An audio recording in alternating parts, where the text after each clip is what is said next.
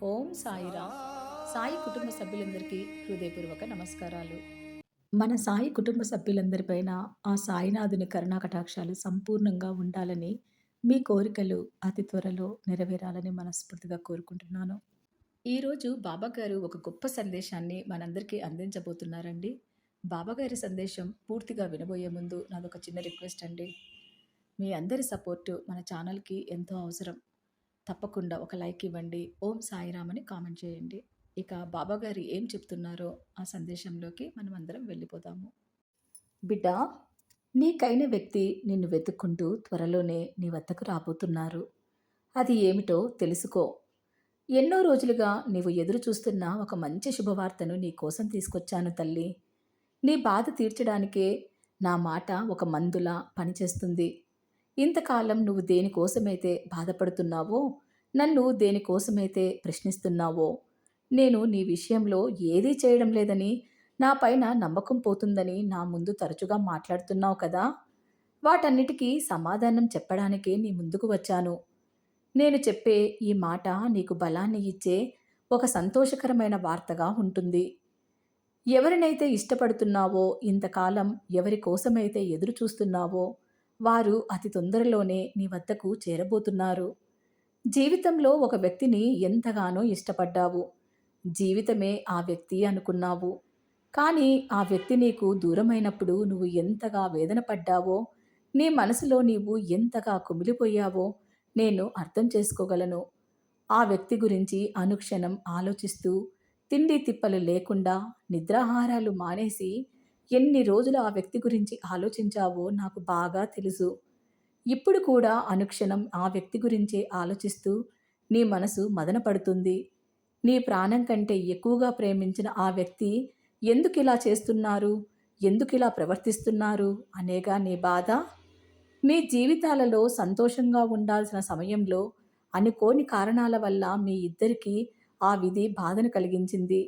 ఇంతకాలం ఎవరైతే నిన్ను దూరంగా పెట్టారో వారికి నీ మంచితనాన్ని, నీ సహనాన్ని, నిష్కల్మషమైన నీ ప్రేమను వారంతకు వారు తెలుసుకునేలా నేను చేశాను.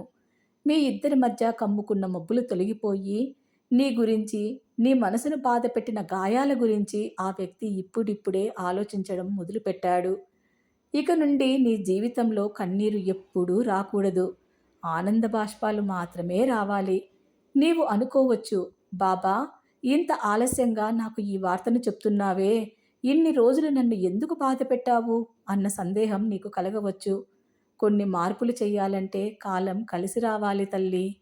ఏ వ్యక్తి అయినా స్వతహాగా తాను చేసిన తప్పులను తెలుసుకునేలా చెయ్యాలి. దానికి కాస్తంత సమయం పడుతుంది కదా! ఇప్పుడు ఆ సమయం కూడా పూర్తయిపోయింది. అందుకే తాను చేసిన తప్పులు ఏమిటో తాను తెలుసుకొని నీ గురించి ఆలోచించడం మొదలుపెట్టారు. నీ జీవితంలో ఇప్పటికే శుభగడియలు ప్రారంభమయ్యాయి. రాబోయే రోజులన్నీ నీకు మంచి రోజులే. ఈ బాబా ఏమి చేసినా అది నీ మంచి కోసమే చేస్తాడు. కష్టకాలంలో ఎవరు నీకు తోడుగా ఉన్నా లేకున్నా, నేను మాత్రం ఎప్పుడూ నీ వెంటే తోడు నీడగా ఉన్నాను. ఎవరు నిన్ను వదిలేసినా ఈ బాబా మాత్రం ఎప్పటికీ నీ చేతిని వదలడు అన్న విషయాన్ని నీకు ఎన్నో మార్లు చెబుతూనే వచ్చాను. కానీ నా పైన నీకు కాస్తంత నమ్మకం తగ్గింది. నా పైన నమ్మకం, శ్రద్ధ, సబూరి పెట్టుకున్న వాళ్ళకి ఎప్పుడూ నేను ఒట్టి చేతులతో పంపను.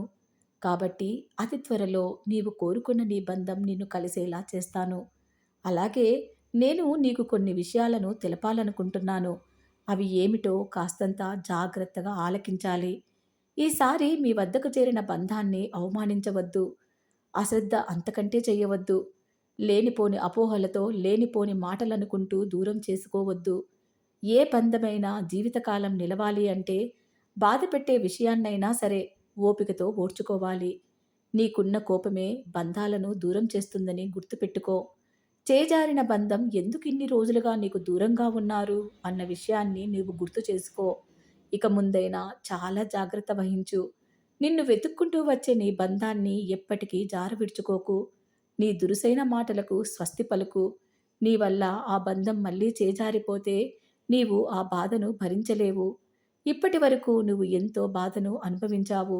ఆ బాధ నాకు తెలుసు కాబట్టే నిన్ను జాగ్రత్తగా ఉండమని ముందుగానే హెచ్చరిస్తున్నాను.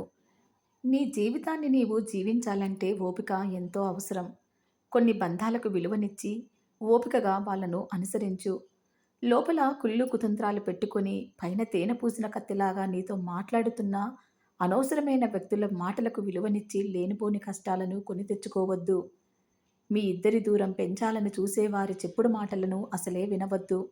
నీ జీవితంలో ఎక్కడ నీ వల్ల తప్పు జరిగిందో, ఆ తప్పును సరిదిద్దుకో. అప్పుడే మీ బంధం మరి కాస్త బలపడుతుంది. ముఖ్యంగా నీ కోపాన్ని పూర్తిగా నీ అదుపులో ఉంచుకోవాలి. నీ కోపమే ఇన్ని అనర్థాలకు కారణమైందని ఇప్పటికైనా నువ్వు గ్రహించగలగాలి. నీకు కోపం కలిగినప్పుడు నా నామాన్ని స్మరించు. ఈ బాబా నేను శాంతపరచడానికి నీకు ఎప్పుడూ తోడుగా ఉంటాడు. ఇప్పటికైనా నీవు చేసిన పొరపాట్లను, తప్పులను అర్థం చేసుకొని నీ అడుగులను ముందుకు వెయ్యి. ఈ బాబా నీకు తోడుగా ఉండగా నువ్వు దేనికి భయపడవలసిన పని లేదు. నేను చెప్తున్నాను కదా! నీకైన వ్యక్తి నిన్ను వెతుక్కుంటూ నీ వద్దకు అతి త్వరలో రాబోతున్నారు అని. ఎన్నో శుభవార్తలను నువ్వు వినబోతున్నావు. నీ జీవితంలో ఇక ముందు అంతా శుభమే జరుగుతుంది. దేనికి అధైర్యపడవద్దు. ముందు ఆ కన్నీళ్లను తుడుచుకొని సంతోషంగా నా నామాన్ని స్మరించు. విన్నారు కదండీ బాబాగారు చెప్పిన ఈ అద్భుత సందేశాన్ని. ఈ సందేశం మీ మనసుకు దగ్గరగా ఉంటే తప్పకుండా లైక్ చేయండి. అలాగే ఓం సాయిరామ్ అని కామెంట్ చేయడం మాత్రం మర్చిపోకండి. మన ఛానల్‌ని సబ్స్క్రైబ్ చేసుకొని నాకు కొద్దిగా సపోర్ట్ అందిస్తారని ఆశిస్తున్నాను. మరొక చక్కటి సాయి సందేశంతో మీ ముందుకు వచ్చి మళ్ళీ కలుస్తాను. అంతవరకు సెలవు. సర్వే జన సుఖినో భవంతు. ఓం సాయిరామ్.